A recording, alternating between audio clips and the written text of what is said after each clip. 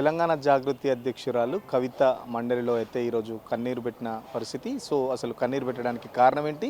నిజంగా బీఆర్ఎస్లో ఆమె వివక్షకు గురైందా? అసలు బీఆర్ఎస్లో ఆమె ఎలాంటి పరిస్థితులు ఎదురైంది? ఇదే అంశంపై మనతో మాట్లాడడానికి నిజామాబాద్ జిల్లాకు చెందిన పార్టీ సీనియర్ లీడర్, మొదటి నుంచి ఉద్యమంలో పాల్గొన్న సుమిత్రానంద్ ఉన్నారు. ఏంటి మేడం మీ జిల్లా కోడలు పార్టీ మీద రోజు రోజుకు ఆరోపణలు డోసు పెంచుతుంది, మీరేమో దాని తగ్గట్టు కౌంటర్లు అయితే సరిగ్గా ఇస్తలేరన్న బయట ఒక ప్రచారం కూడా జరుగుతుంది. ఎందుకు భయపడుతున్నారా? ఇంకా కవిత అంటే ఏంటి అసలు? భయం కాదండి. మొదటగా తను మా అధినేత కుమార్తె అనే గౌరవం. తను మారుతారేమో, పద్ధతి మార్చుకుంటారేమో, నిజం తెలుసుకుంటారేమో అనేటువంటి ఆశ వేచి చూసాం ఇంతవరకు. కానీ ఇవాళ మాట్లాడినటువంటి మాటలతో గత మే 1వ తేదీ మేడే నాడు మొదలుపెట్టి ఇవాళటి వరకు ఆ పరంపర కొనసాగిస్తూనే ఉన్నారు. ఆ ఇవాళటి మాటలతో మాత్రం యావత్తు తెలంగాణ తీవ్ర కలత చెందింది. ఆ మాటలకి తను దుఃఖించడం కాదండి, మేం దుఃఖించే పరిస్థితి. 9.5 సంవత్సరాల కేసీఆర్ గారి పాలనలో ఏం బీకి పొడిచిననే మాట ఎట్లా మాట్లాడతారు కవిత గారు? కేసీఆర్ గారి పాలనలోని సువర్ణ ఫలాలు, అదొక సువర్ణాధ్యాయం. అంత గొప్ప పాలన ఆయన అందిస్తే తండ్రిని పట్టుకొని ఇవాళ ప్రజలు దుఃఖపడతా ఉన్నారు. తినే కంచంలో మన్ను పోసుకున్నామే అని అడగండి, ప్రజల్ని చెప్తారు ఏం బీకి పొడిచిండ్రు. రైతన్నల్ని అడగండి, రైతు బంద్ అయ్యి గోసపడతా ఉన్నారు. ఈ రేవంత్ సర్కార్లో, కాంగ్రెస్ పాలనలో రైతు బంధు రావడం లేదు. గత యాసంగి సన్నవడ్లకు బోనస్ ఇవ్వలేదు. రైతులు 24 గంటల కరెంట్ అందడం లేదు. వరి పంటలు వేసుకునేటువంటి కాలం ఇది, యాసంగి పంటల కాలం. రైతులకు యూరియా అందడం లేదు. ఇట్లా రైతాంగ సమస్యలు, విద్యార్థుల సమస్యలు, గురుకులాల్లో విద్యార్థుల సమస్యలు ఒక్క సమస్య కాదు, నిరుద్యోగుల సమస్యలు, ఉద్యోగుల 5 DL పెండింగ్ ఉన్న సమస్యలు, అనేక సమస్యలతోని తెలంగాణ అతలాకుతలం అవుతున్నది కదమ్మా. సమస్యల మీద పోరాటం చేయాల్సినటువంటి సమయంలో మీరేంటి, మేము మీతో పోరాటం చేయాలా, ప్రజల పక్షాన పోరాటం చేయాలా? అది ఒక కారణం. మా మౌనానికి, ఆమెను తిప్పికొట్టకుండా ఉండడానికి, ఆమెను దారి మళ్లించే యోచనలో భాగంగా రేవంత్ రెడ్డి డైవర్షన్ అటెన్షన్ పాలిటిక్స్లో భాగంగా ఆమెను ఉపయోగిస్తున్నారేమో, మా అటెన్షన్ని డైవర్ట్ చేస్తున్నారేమో, మేము ప్రజల పక్షాన మాట్లాడకుండా ఉండడానికి, మేము కాంగ్రెస్ను ప్రశ్నించకుండా ఉండడానికి ఆమెను ఉపయోగిస్తున్నారేమో అనుకొని మేము మౌనం వహిస్తున్నాం. మా మౌనాన్ని చేతగానితనంగా తీసుకుంటే బాగుండదు. కేసీఆర్ గారి పాలనా ఫలాలు అందనిదే ఇంటికో చెప్పండి అమ్మా.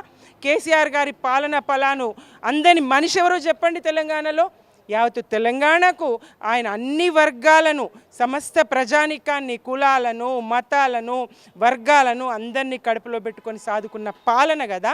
ఏ ఒక్క వర్గానికన్నా అన్యాయం జరిగిందేమో చూపించగలరా మీరు? నాటి మే 1వ తారీఖు నాడు సామాజిక తెలంగాణ సాధ్యం కాలేదన్న తెలంగాణ అన్యాయంతో పాటు కుటుంబంలో అన్యాయం జరిగింది, పార్టీలో అన్యాయం జరిగింది, మహిళగా వివక్షకు గురయ్యానని చెప్పేసి చెప్తున్న పరిస్థితి. సాటి మహిళగా ఏం చెప్తారు అసలు? నిజంగా ఒక మహిళగా ఆమె వివక్ష ఎదుర్కొన్నారా పార్టీలో? నేను ఒక మహిళగా ఆమె వివక్ష ఎదుర్కొన్నారని అనుకోను. ఆమెకు మా అందరికన్నా ఎక్కువ స్థానం ఇచ్చిండ్రు అనుకుంటా. అధినేత కుమార్తె కాబట్టి మరి ఆమెను అధినేత ఒక్కరే కాదు గుర్తించడం, యావత్తు పార్టీ కూడా ఒక షాడో సీఎంగా ఆమెను చూసిండ్రు. నిజం చెప్పాలంటే కేసీఆర్ గారి దగ్గర లేని జనాలు తన దగ్గర ఉన్నారు. ఇవాళ ఆమె మాట్లాడతారు, నా దగ్గరికి పేదలు వచ్చారు, నా దగ్గరికి ఆశలు వచ్చారు, నా దగ్గరికి అంగన్వాడీలు వచ్చారు, నా దగ్గరకు వచ్చింది పేదలేనండి, కంటతడి పెడతారు. అవును, ఆ పేదలే మీరు ఢిల్లీకి వెళ్ళడానికి మీకు ప్రత్యేక విమానాలు సమకూర్చారు. ఆ పేదలే మీరు ఉండే రాజభవనాలు సమకూర్చారు. మీకు ఆ పేదలే కదా. కేసీఆర్ గారికి ఇవాళ ఆస్తుల కోసం కాదు నా కొట్లాట అని మీరు చెప్తారు, ఆత్మగౌరవం కొట్లాట. ఎక్కడ మీకు మీ ఆత్మగౌరవానికి ఎక్కడ లోటో చెప్పండి. మీరు బతుకమ్మలు ఆడడానికి వస్తే జిల్లా యంత్రాంగం అంతా మీ వెంట నడిచింది కదా. మంత్రులు, అధికార గణము, కలెక్టర్లు, ఎస్పీలు ఎవరు మీకు సలాములు కొట్టందో చెప్పండి. ఎక్కడ మీకు మర్యాదలు తగ్గినాయో చెప్పండి. మీరు కేసీఆర్ గారు కూడా సామాన్యుడిలాగా ముఖ్యమంత్రి స్థాయిలో ఉండి తాను సామాన్యుడిలాగా ఉద్యమకాలం నుంచి అదే కొనసాగిస్తూ, ఉద్యమకాలపు పంతానే కొనసాగిస్తూ సామాన్యుడిలాగా కేసీఆర్ గారు ఉన్నారు. కానీ మీరెంత హోదాతోని ఎంత ఉన్నతంగా బతికిండ్రో తెలంగాణ సమాజం చూడలేదా? ఇవాళ వచ్చి నేను కట్టుబొట్టు మార్చుకొని నేను సామాన్య మహిళలాగా సామాన్యుల్లో కలిసిపోతా అంటే ఎట్లా విశ్వసిస్తారమ్మా? మొదటి నుంచి మీరు ఎట్లా ఉన్నారు, ఇప్పుడు ఎట్లా ఉన్నారు? కేసీఆర్ గారు మొదలు ఎలా ఉన్నారో ఇప్పుడు అలాగే ఉన్నారు. ఇది పరిస్థితి. కవిత గారు ఏ ఆరోపణలు చేసినా తెలంగాణ సమాజం మొత్తం గమనిస్తూ ఉంది, చూస్తూ ఉంది. నిజంగానే కుట్ర జరిగిందా? నిజామాబాద్లో మీ సంబంధించిన ఎమ్మెల్యేలందరూ ఆమెను ఓడిపోవడానికి కుట్ర పన్నిరా? ఆమె గెలిపించడానికి ఆ ఎమ్మెల్యేలందరినీ సాయం చేస్తే అదే సాయం తీసుకున్న ఎమ్మెల్యేలు నన్ను ఓడించడానికి కూడా పెద్ద ఎత్తున కుట్ర చేశారు. దానికి సంబంధించి ఆ ఎమ్మెల్యేలకు కూడా పదవులు కూడా వచ్చాయని చెప్పేసి కూడా చెప్పిన పరిస్థితి. ఇది మరీ విడ్డూరం. అందరూ ఎమ్మెల్యేలను తాను గెలిపించినప్పుడు తనను తాను ఎందుకు గెలిపించుకోలేరు? తన ఇమేజ్ ఏమైంది ప్రజల్లో? తాను ప్రజలతో ఉన్నానన్నారు, ప్రజల్లో తిరిగానన్నారు, ప్రజల పక్షమై పోరాటం చేసినన్నారు. మరి ఆ ప్రజల్లోకి నేరుగా మీరు వెళ్ళలేరా? ఆ ప్రజలు ఎంపీ అయిన కాడి నుంచి ప్రజల్లోకి వెళ్ళినా అని చెప్పిండ్రు కదా, ఆ ప్రజలతో మీకు సంబంధాలు లేవా? ఎవరో ఎమ్మెల్యేలు వచ్చి మధ్యలో మిమ్మల్ని గెలిపించాలా? మీరు గెలిపించిన ఎమ్మెల్యేలు మిమ్మల్ని గెలిపించాలా? ఇది వింతగా మీకు అనిపించలేదా? ప్రజలు తప్పుగా అర్థం చేసుకుంటారని అనిపించలేదా మీరు ఈ మాట మాట్లాడుతున్నప్పుడు? ఎవరో ఓడించాలంటే ఎట్లా ఓడిపోతారు? మీ తలుపులు ఎవరి కోసం తెరిచి ఉన్నాయి? మీ తలుపులు ఉద్యమకారుల కోసం తెరిచి ఉన్నాయా ఎప్పుడైనా? మీ తలుపులు పేదల కోసం తెరిచి ఉన్నాయా ఎప్పుడైనా? ఇప్పుడు మీరు ఒక ప్రత్యేకమైనటువంటి పంతాన్ని ఎంచుకున్న తర్వాత మీరు ఇప్పుడు అందరినీ కలుపుకొని పోతా అంటారు. సమస్య ఉన్నోడు చెప్పుకుంటాడు, మీరు లేవనెత్తుతారు, మీరు మాట్లాడతారు. మరి సీమాంధ్ర మీడియా నడుస్తూ ఉన్నది ఇక్కడ, వాళ్ళు చూపిస్తారు తమ సమస్యలని. ఆశతోని మీ వెనక ఎవరైనా ఇప్పుడు నడుస్తారేమో కానీ 4 రోజులైతే మీరు పాతబడిపోతారు, మీరు కనుమరుగవుతారు. కేసీఆర్ గారిని, బీఆర్ఎస్ పార్టీని 9.5 సంవత్సరాల పాలనను తప్పుబడుతూ ముందుకు సాగుతా అంటే మీరు వెనకబడిపోతారు. కవిత గారు జాగ్రత్త. 10 ఏళ్ల పాలనలో మొత్తం అవినీతి, ఆఖరికి అమరుల స్తూపం కడుతుంటే కూడా అవినీతి చేశారు. అంబేద్కర్ విగ్రహం సంబంధించి కూడా అవినీతి జరిగింది. మొత్తం 10 ఏళ్ళు మొత్తం అవినీతినా జరిగింది? ఏం అభివృద్ధి ఏం జరగలేదా? ఏం చెప్తారు అసలు? అభివృద్ధి ఏం జరిగిందో తెలంగాణ ప్రజలు చెప్తారు. ఇవాళ కాంగ్రెస్ బీఆర్ఎస్ తప్పులను చూపించి గెలిచింది అని చెప్తుంది. కాంగ్రెస్ బీఆర్ఎస్ తప్పులను చూపించి గెలవలేదు. కాంగ్రెస్ ప్రజల్ని ఆశ పెట్టి గెలిచింది. అనేక హామీలు ఇచ్చి గెలిచింది. 420 హామీలు ఇచ్చి గెలిచింది.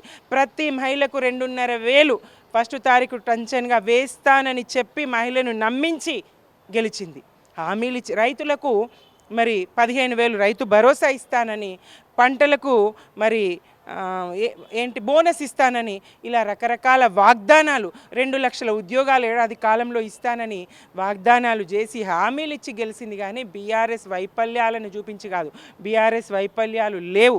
బీఆర్ఎస్ చక్కటి పాలన, సుభిక్షమైన పాలన, సుఖశాంతుల పాలన, అన్ని రకాల తెలంగాణ సస్యశ్యామలమైనటువంటి పాలన, చల్లని పాలన కేసీఆర్ గారి పాలన. చూపించడానికి తప్పులేం లేవు. నిందలు, అబద్ధాలు మీరు మోపితే మోపండి, కానీ ప్రజలకు తెలుసు ఏది నిజమో. ఆశపడ్డారు ప్రజలు. ఇప్పుడు అదే చెప్తారు. మీరు ఎక్కడికన్నా వెళ్ళండి, ఏ ప్రజల దగ్గరన్నా సామాన్యుల దగ్గర మాట్లాడండి, పార్టీ వాళ్ళ దగ్గర కాదు. సామాన్య ప్రజల అభిప్రాయం తీసుకొని చూడండి. పార్టీలకు అతీతంగా మీరు అభిప్రాయం తీసుకొని ఎక్కడికి వెళ్తే అక్కడ మాజీ మంత్రుల మీద ఆరోపణలు చేస్తున్నది, మొత్తం అవినీతి ఆరోపణలకు సంబంధించి చిట్టా కూడా బయటపడుతుంది. ఎమ్మెల్యేలకు కానీ లేకపోతే మాజీ మంత్రులకు కానీ. ఎందుకు కంప్లీట్ బీఆర్ఎస్ని ఏమన్నా భూస్థాపితం చేద్దామని ఏమైనా కవిత డిసైడ్ అయిందా? ఏం చేస్తారు మరి అసలు? వ్యక్తులు చేస్తే వ్యవస్థకు నష్టం జరగదండి. కవిత గారు ఒక వ్యక్తి మాత్రమే ఇప్పుడు. వ్యక్తులు చేస్తే వ్యవస్థకు నష్టం జరగదు. బీఆర్ఎస్ 60 లక్షల కుటుంబము. ఆ కుటుంబంలోని ఒక్క వ్యక్తి బయటకు వెళ్ళి బురద జల్లితే బురద పడదండి. ఎంతమందికి ఆమె జల్లిన బురద ఎంతమంది మీద జల్లగలుగుతుంది? ఎంతకాలం జల్లగలుగుతుంది? ఎంతకాలం ప్రజలు విశ్వసిస్తారు ఆమెను? ఇది సరికాదు. ఏ జిల్లాకి వెళ్తే ఆ జిల్లాకు ప్రజా సమస్యల మీద కాదు తను మాట్లాడేది, నామమాత్రము ప్రజల సమస్యలు అన్నట్టు మాట్లాడి మళ్ళీ దానికి బోడగుండికి బట్టతలకి ముడిపెట్టినట్టుగా మళ్ళీ దానికి అక్కడ మాజీ మంత్రులను, అక్కడ నాయకత్వాలు, బీఆర్ఎస్ నాయకత్వాలనే ముడిపెట్టి మాట్లాడడం, అక్కడ జరుగుతున్నటువంటి సమస్యలకు వాళ్ళకు ముడిపెట్టి మాట్లాడడమే తప్ప చిత్తశుద్ధితోని ప్రజల పక్షాన మాట్లాడదామన్నటువంటి సోయి స్పృహ అక్కడ కనబడతలేదు. అక్కడనే ప్రజలకు ఆమె చిత్తశుద్ధి ఏంటనేది స్పష్టమవుతా ఉన్నది. ఎట్లా ఉంది అసలు బీఆర్ఎస్లో నిజంగా మహిళలకు సంబంధించి రాజకీయంగా ఎదుగుదల ఉండదా? మీరు కూడా చాలా రోజుల నుంచి పనిచేశారు. కేవలం ఒక టీజీపీఎస్సీ బోర్డు మెంబర్గా మాత్రమే గతంలో ఒక పదవి ఇచ్చారు. సో నిజంగా కవిత చెప్తున్న దాంట్లో నిజం లేదంటారా? మరి మహిళలకు సంబంధించి ఏం చెప్తారు అసలు? మరి ఒక్క బీఆర్ఎస్లోనే కాదండి ఈ సమస్య చూస్తే, మహిళలను ప్రత్యక్ష నాయకత్వాలను ప్రోత్సహించేటువంటి అదైతే అన్ని పార్టీల్లో సహజం. రాష్ట్ర వ్యాప్తంగా అన్ని పార్టీలు అది సహజంగా ఉన్నది. ఒక బీఆర్ఎస్లో మాత్రమే కాదు. ఎంపీ గారే పోటీ చేసి, కవిత గారే పోటీ చేసి అక్కడ ఓడిపోయారు. నాకు ఒక ఎంపీ ఇస్తే నేనేం గెలుస్తా? నేను ఎట్లా గెలుస్తా? ఆర్థికంగా తనతో పోటీ పడగలనా? నా స్థానంలో నాకు ఒక ఎంపీ టికెట్ నేను అడిగాను మొన్న ఎంపీ టికెట్.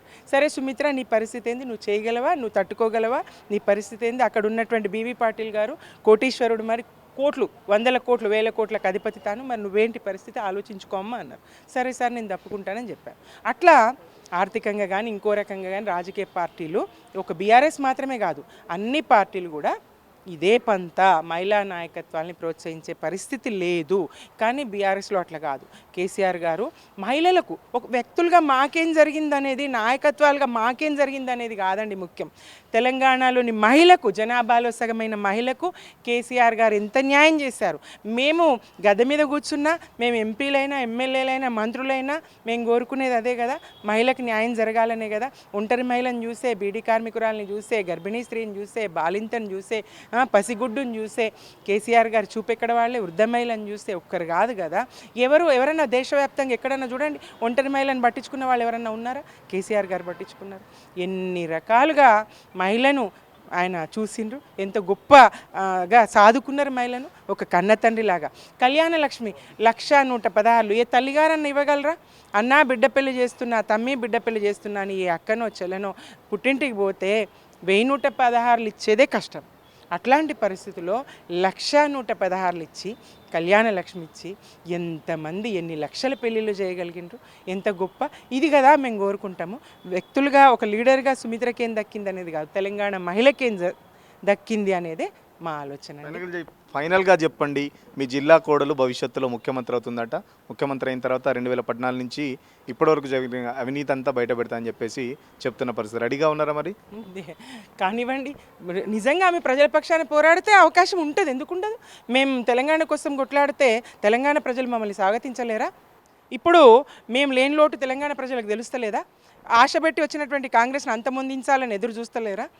తను కూడా ప్రజల పక్షమై పోరాడితే ఈ దొంగ కాంగ్రెస్ని, ఈ బూటకపు హామీలు ఇచ్చి, అబద్ధపు హామీలు ఇచ్చి, అబద్ధాల పునాదుల మీద అధికారంలోకి వచ్చి అబద్ధాలనే కొనసాగిస్తూ పాలన చేస్తున్నటువంటి రేవంత్ రెడ్డి గారి మెడ మీద కత్తిలా తాను పనిచేస్తే ప్రజల్లోకి వెళ్తే తప్పకుండా ఆమె నాయకురాలుగా ఎదుగుతారు. ఆ లక్షణాలు ఉన్నాయి. కానీ ఆమె ఆ బాట కాదు కదా పట్టేది, ఆమె ఆ లక్షణం కాదు కదా. నిన్న రేవంత్ రెడ్డి గారు ఏం మాట్లాడతారో ఇవాళ ఆమె కంటిన్యూ చేస్తుంది, నిన్న బీజేపీ వాళ్ళు ఏం మాట్లాడతారో ఇవాళ ఆమె అది కంటిన్యూ చేస్తుంది.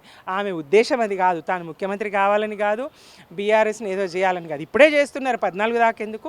ఏ స్థాయిలో బద్నాం చేయాలనో ఆ స్థాయిలో బీఆర్ఎస్ని ఇప్పుడే బద్నాం చేస్తున్నారు. ప్రజలకు తెలుసండి నిజమేంటో, ప్రజలకు తెలుసండి కేసీఆర్ గారు ఏంటో.